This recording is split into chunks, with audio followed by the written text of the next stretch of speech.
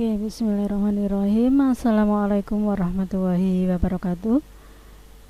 Ya, selamat berjumpa kembali dengan saya Ibu Munifah pada mata kuliah Akuntansi Keuangan 1. Ya, sebelum kita mulai untuk kuliah online pada pertemuan ke-13 ini, ya, marilah kita bersama-sama berdoa bersama ya, supaya untuk kuliah online pada pertemuan kali ini itu berjalan dengan lancar. Oke, berdoa menurut agamanya masing-masing dimulai.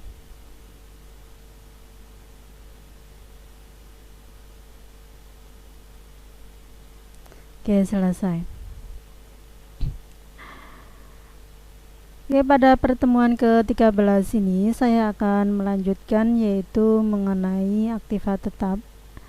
Yang kuliah online sebelumnya sudah saya jelaskan yaitu mengenai definisi dari aktiva tetap, kemudian klasifikasi aktiva tetap dan yang lainnya.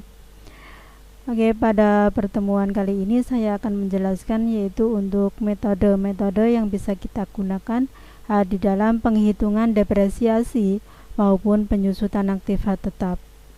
Oke, kalian simak baik-baik untuk penjelasan dari saya.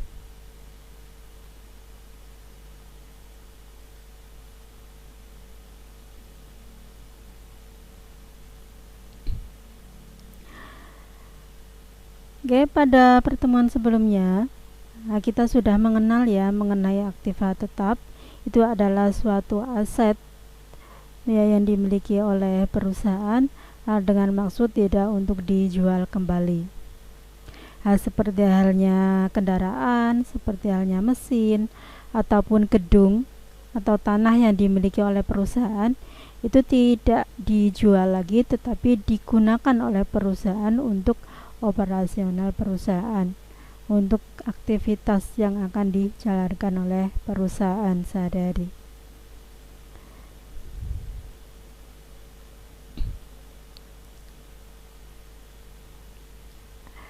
Biasanya untuk aktiva tetap itu kan akan mengalami penurunan nilainya yang dinamakan dengan depresiasi ataupun penyusutan.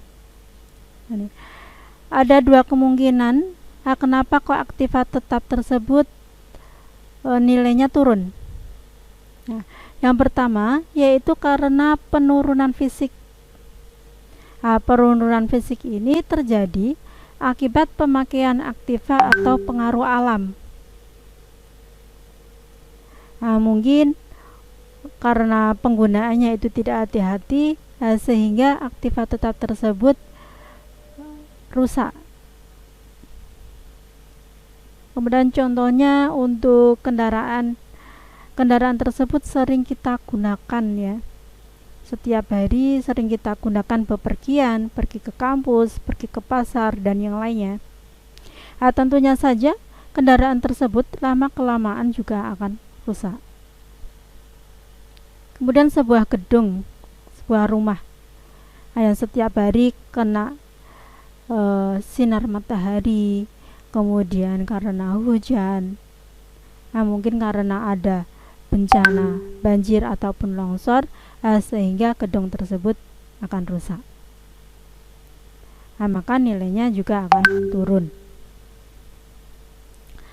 Kemudian yang kedua karena ketinggalan zaman. Aktiva yang sudah lama dan ketinggalan zaman tentunya saja nilainya akan turun. Contohnya seperti HP. HP dulu itu Nokia itu sangat populer sekali ya. Cuma ada tilut-tilut itu ya suaranya ya. Tidak ada WA, tidak ada Mozilla-nya, tidak ada Facebook-nya dan yang lainnya. Itu sangat berarti sekali. Tetapi untuk saat ini HP seperti itu sudah tidak laku lagi. Sekarang sudah banyak yaitu HP-HP yang lebih canggih. Untuk sepeda motor juga sama. Dulu sepeda motornya merek Yamaha, merek Honda, yang cuma bisa kita gunakan cuma ke pasar, dan untuk modelnya itu juga biasa. Tetapi untuk zaman sekarang ini, untuk tahun ini, model-model yang seperti itu tidak laku, kecuali ada orang yang ingin mengoleksi barang-barang yang dulu, barang-barang yang antik.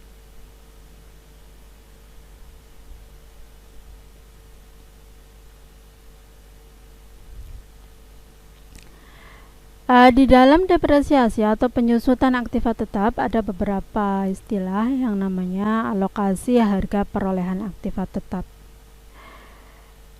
Di mana penyusutan aktiva tetap ini itu harus kita alokasikan yaitu kepada periode-periode yang mendapatkan jasa dari aktiva tetap tersebut.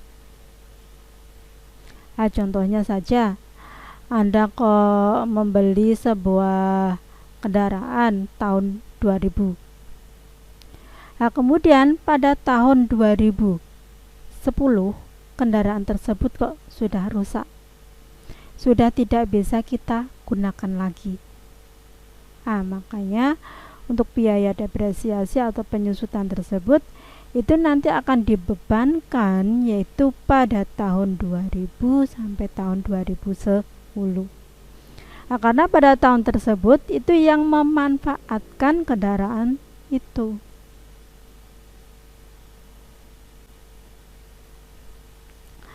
Kemudian ada umur produktif aktiva tetap. Ini adalah periode masa aktif atau masa penggunaan secara ekonomis untuk memproduksi atau menjual aktiva lain atau jasa. Contohnya tadi kan membelinya tahun 2000, kemudian tahun 2010 sudah rusak kendaraannya, sudah tidak dapat digunakan lagi.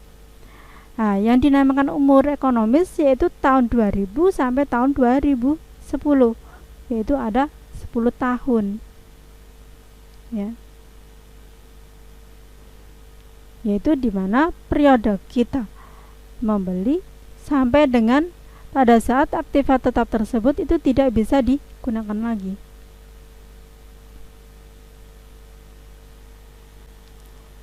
Nah, untuk menentukan umur produktif itu juga harus kita perhatikan yaitu faktor keausan pemakaian. Ya, pemakaiannya itu sembarangan atau tidak. Kemudian penurunan fisik dan faktor ketinggalan zaman.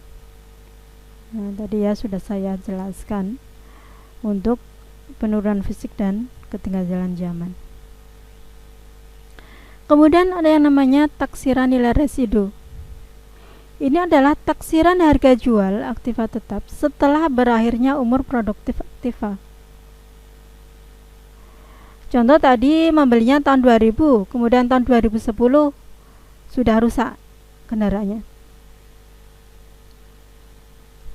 Nah, pada tahun 2010, kalau kendaraan tersebut itu akan dijual, itu akan berharga berapa?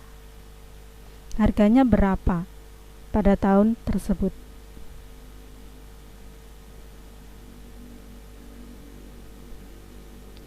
Contoh sekarang ini saya membeli sebuah mesin fotokopi. Kalau saya perkirakan 5 tahun ke depan atau 10 tahun ke depan, itu harga mesin tersebut itu akan bernilai berapa harganya.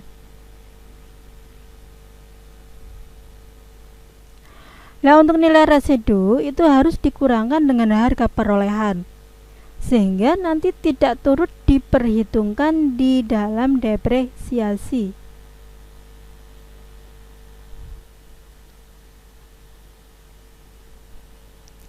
Nah, untuk pencatatannya itu ada 2 metode. Kita bisa menggunakan metode langsung dan kita bisa menggunakan metode tidak langsung.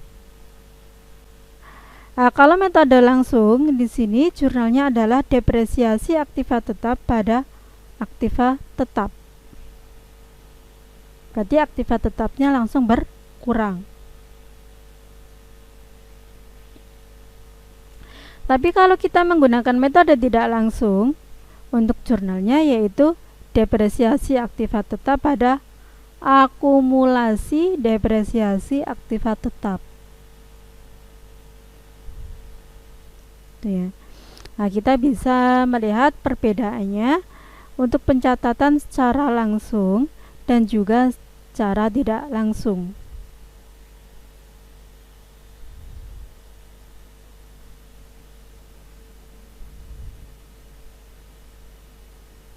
Oke, saya lanjutkan.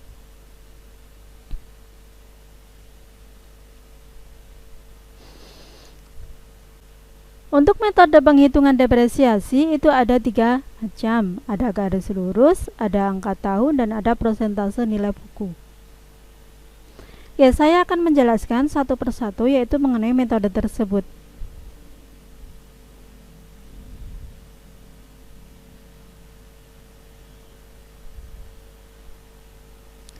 Untuk metode garis lurus, di dalam metode ini untuk harga perolehan aktiva itu dialokasikan selama umur produktif aktiva dalam jumlah yang sama besar untuk setiap tahunnya. Berarti kalau kita menggunakan metode garis lurus, setiap tahunnya depresiasinya sama. Kalau tahun pertama kok 5 juta, nanti untuk tahun kedua, 3, dan seterusnya yaitu 5 juta.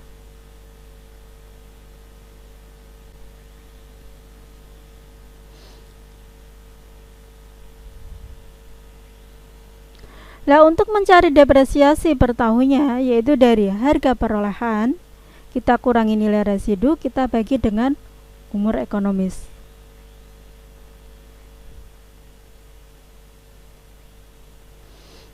Oke, lebih jelasnya akan saya berikan sebuah contoh atau studi kasus dari perusahaan Kinijaya. Nah, perusahaan tersebut itu membeli sebuah gedung harganya 5.500.000. Kemudian gedung tersebut ditaksir umurnya itu 4 tahun. Nah, dengan nilai residunya itu 1.500.000. Nah, untuk mencari depresiasi per tahunnya yaitu dari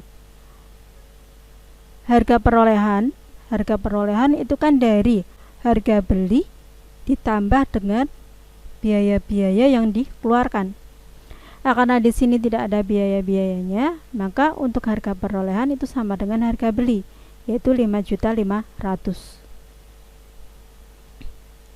Kita kurangi dengan nilai residu. Nilai residunya yaitu 1.500.000. Kita bagi dengan umur ekonomis. Umur ekonomisnya yaitu 4 tahun. Ya, 5.500.000 kurangi 1.500.000 kan masih 4 juta ya, dibagi 4, 1 juta.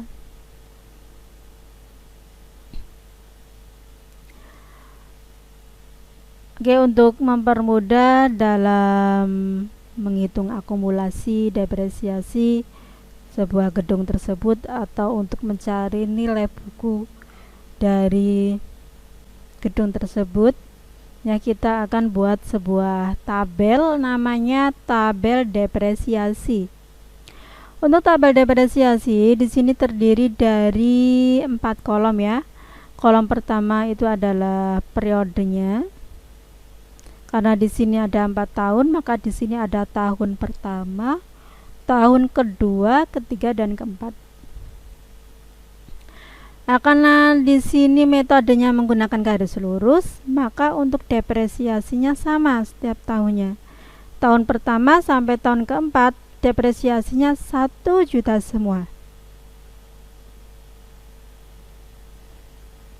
Nah, kemudian untuk akumulasi depresiasi, nah tadi sudah kita cari bahwa untuk akumulasi depresiasi tahun pertama itu sama dengan depresiasi tahun pertama. Untuk nilai bukunya adalah dari harga beli atau nilai buku pertama kita kurangi dengan depresiasi. Kan depresiasinya 1 juta. Nah, maka di sini nilai buku tahun pertama 4.500.000.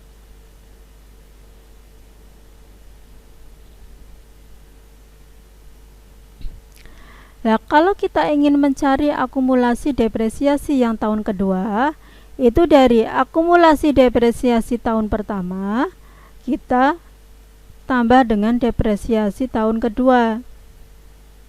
Ya, 1 juta tambah 1 juta, di sini 2 juta. Untuk nilai bukunya sama ya, kalau kita ingin mencari nilai buku yang tahun kedua, berarti nilai buku tahun pertama kita kurangi dengan depresiasi. Ya, 4.500.000 kita kurangi 1 juta. Yang tahun ketiga juga sama. Akumulasinya dari akumulasi depresiasi tahun kedua ditambah depresiasi tahun ketiga. Nilai bukunya, nilai buku tahun kedua kita kurangi dengan depresiasi tahun ketiga. Ya, kemudian yang akumulasi itu ditambah, kalau yang nilai buku dikurangi dengan depresiasi.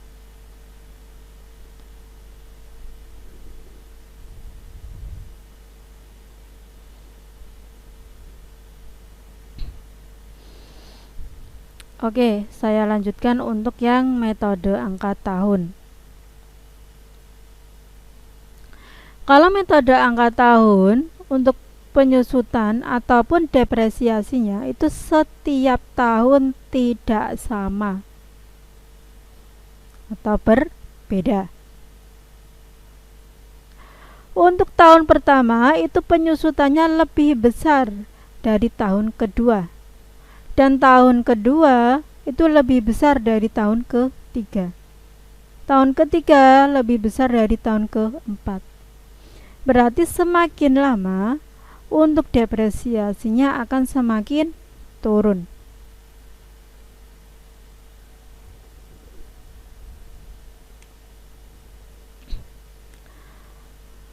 Oke, kita lihat untuk contohnya dari perusahaan Tesa Makmur. Di sini perusahaan Tesa membeli sebuah kendaraan harganya 7 juta. Umur ekonomisnya itu 5 tahun, nilai residunya 2.500.000.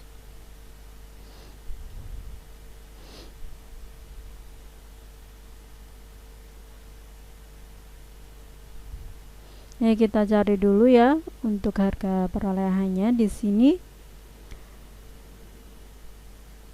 yaitu harga beli kita kurangi dengan nilai residu 7 juta kurangi 2.500.000 ya, 4.500.000. Kemudian untuk mencari angka tahun, nah, karena di sini ada 5 tahun ya, nah maka kita buat yang namanya deret ini ya.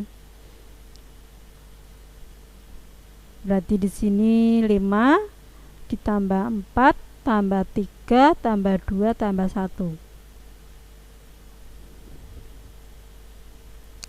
Atau bisa saja kita menggunakan rumus N plus 1 dikalikan N dibagi 2. N ini adalah umur ekonomis. Karena di sini umur ekonomisnya 5 tahun, N-nya saya ganti 5 ya. Berarti 5 ditambah 1 kan 6. Kemudian di sini 5 dibagi 2 ya.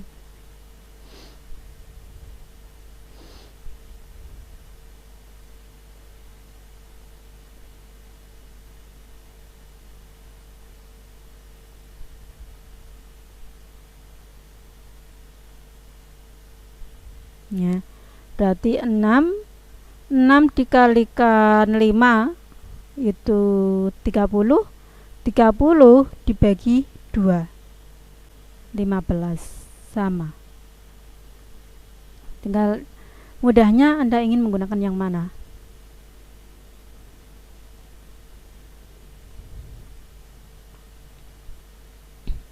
Nah, kalau kita ingin mencari penyusutan tahun pertama, berarti di sini 5/15. 5-nya berarti dari ini ya, 5 tahun itu ya. Dibagi 15, angka tahunnya dikalikan dengan harga perolehannya 4.500.000. Untuk penyusutan tahun kedua berarti 4/15 kali 4.500.000. Tahun ketiga 3/15, yang tahun keempat 2/15, tahun kelima 1/15.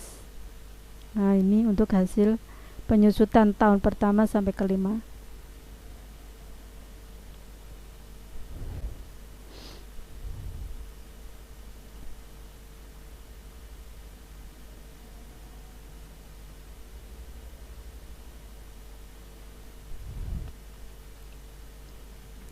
Ya, saya lanjutkan untuk tabel depresiasinya.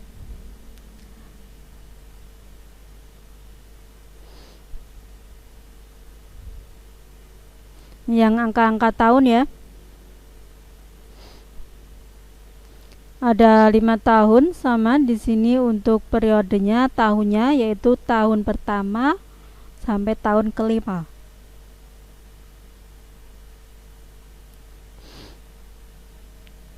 Nilai bukunya 7 juta, ini untuk harga belinya ya, 7 juta.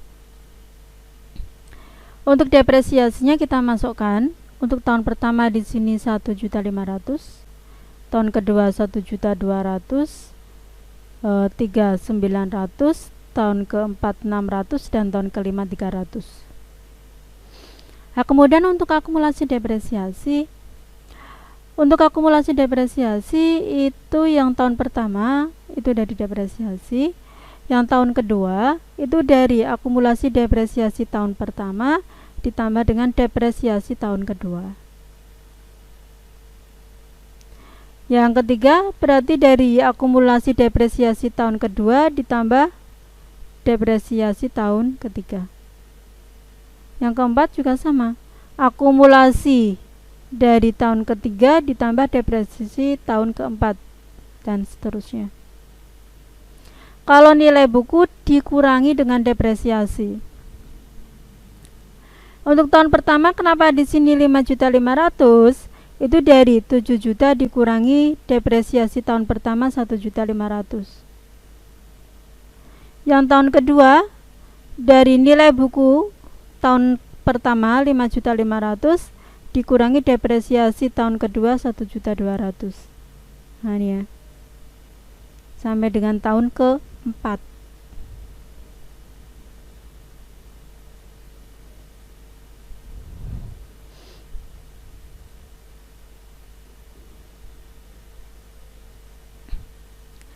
Yang ketiga yaitu metode prosentase nilai buku.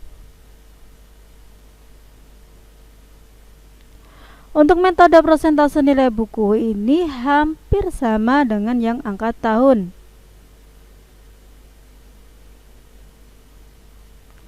Semakin lama, maka depresiasinya akan semakin menurun.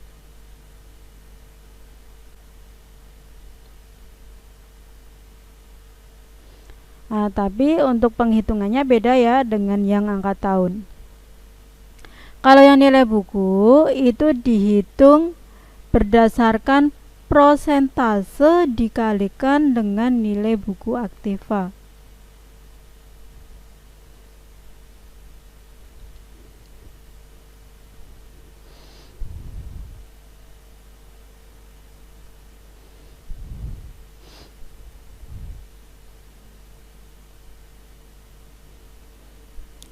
Oke, lebih jelasnya saya berikan sebuah contoh dari perusahaan CV Dian Kartika.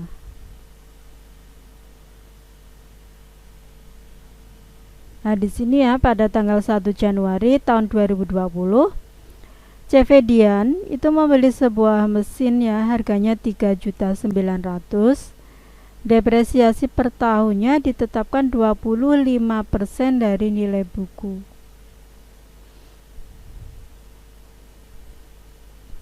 Untuk penghitungan yang tahun pertama, yaitu dari 25% dikalikan dengan harga beli mesinnya 3.900.000.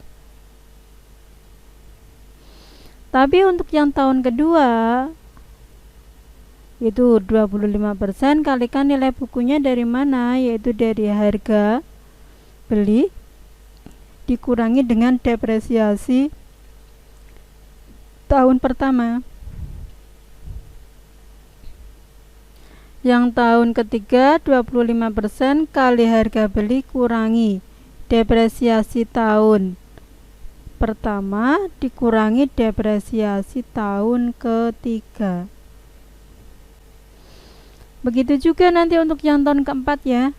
Tahun keempat berarti 25%, Anda kalikan harga beli kurangi depresiasi tahun pertama, kedua, dan ketiga. Maka nanti untuk depresiasinya semakin lama akan semakin turun.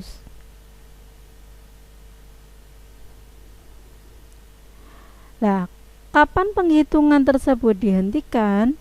Penghitungan tersebut dihentikan jika depresiasinya itu kok sama dengan atau lebih kecil dari ini ya, 975.000.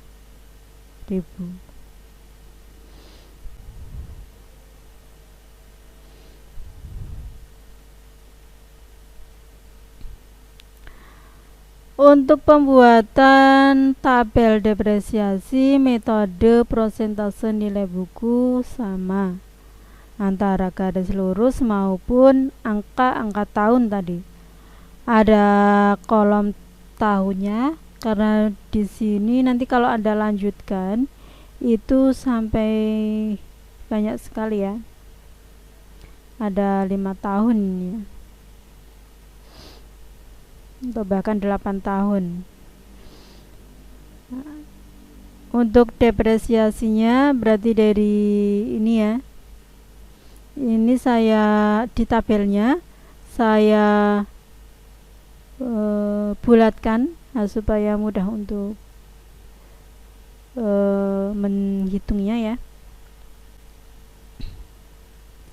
Nah ini ada 975.000.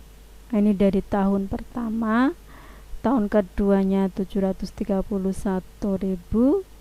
Tahun ketiga 549.000. Dan tahun keempat berarti untuk tahun keempat ini ya dari 25% kita kurangi 3.900.000 kali 3.900.000 kurangi 2.925.000 kurangi 2.194 dan lainnya ya. Ini ya dikurangi ini ya akumulasinya ya,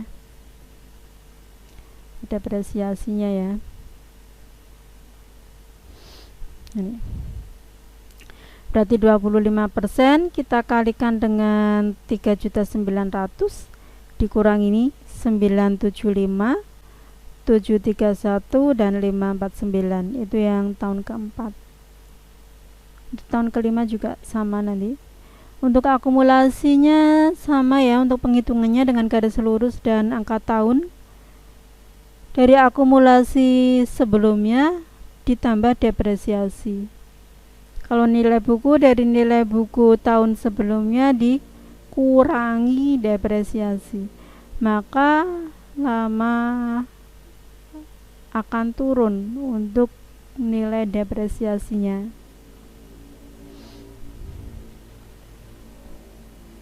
Ya. Untuk penghitungan itu dihentikan jika nilai bukunya ini sama dengan atau lebih kecil dari depresiasi yang pertama. Nah, ini kan 975.000 ya. Di sini 925.000. Berarti pada tahun kelima inilah umur ekonomisnya.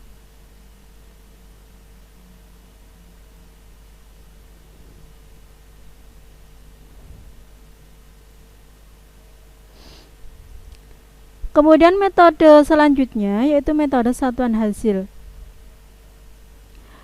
Untuk metode satuan hasil ini, depresiasi dihitung dengan cara kita menaksir jumlah satuan hasil produksi yang dapat dihasilkan oleh aktiva tetap ya selama masa produktif.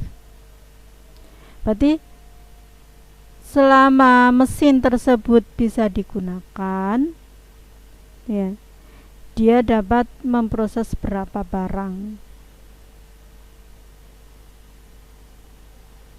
Nah, untuk mencari beban depresiasinya itu dengan cara kita mengalihkan jumlah unit produksi yang dihasilkan pada periode tersebut dengan tarif depresiasi per satuan hasil produksi.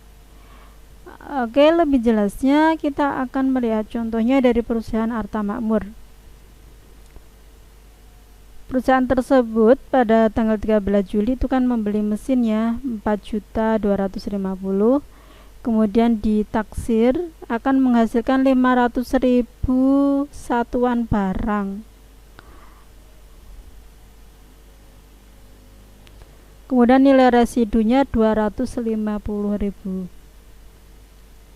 Nah, untuk mencari tarif depresiasi per satuan hasilnya itu dari harga perolehan 4.250.000 dikurangi residunya 250.000 dibagi dengan jumlah unit produksinya 500.000. Berarti di sini tarifnya Rp8.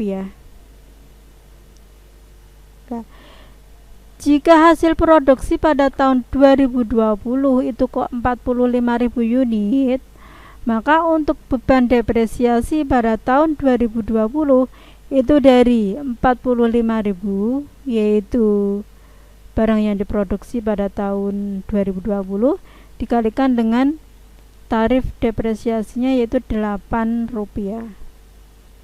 Ya, ini untuk beban depresiasi tahun 2020 jika yang diproduksi 45.000 unit.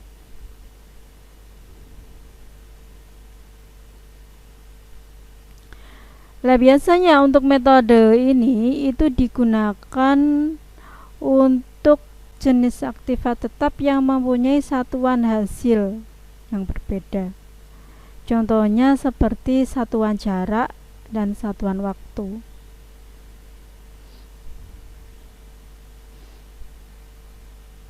Nah, contohnya kita naik kendaraan 1 kilo dengan 2 kilo itu kan membutuhkan bensin berbeda ya.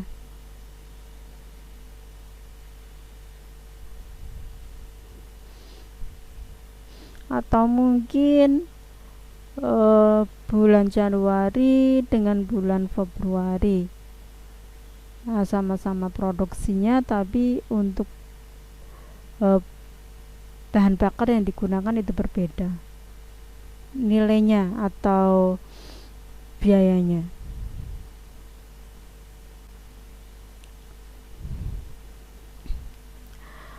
Oke, itu yang bisa saya sampaikan untuk materi akuntansi keuangan 1 untuk pertemuan ke-13 ini ya. Nanti kalau ada yang ingin Anda tanyakan, Anda bisa tanya di grup WA ataupun di Siakap. Oke, saya akhiri untuk kuliah online pada pertemuan kali ini. Wassalamualaikum warahmatullahi wabarakatuh. Selamat beraktivitas kembali.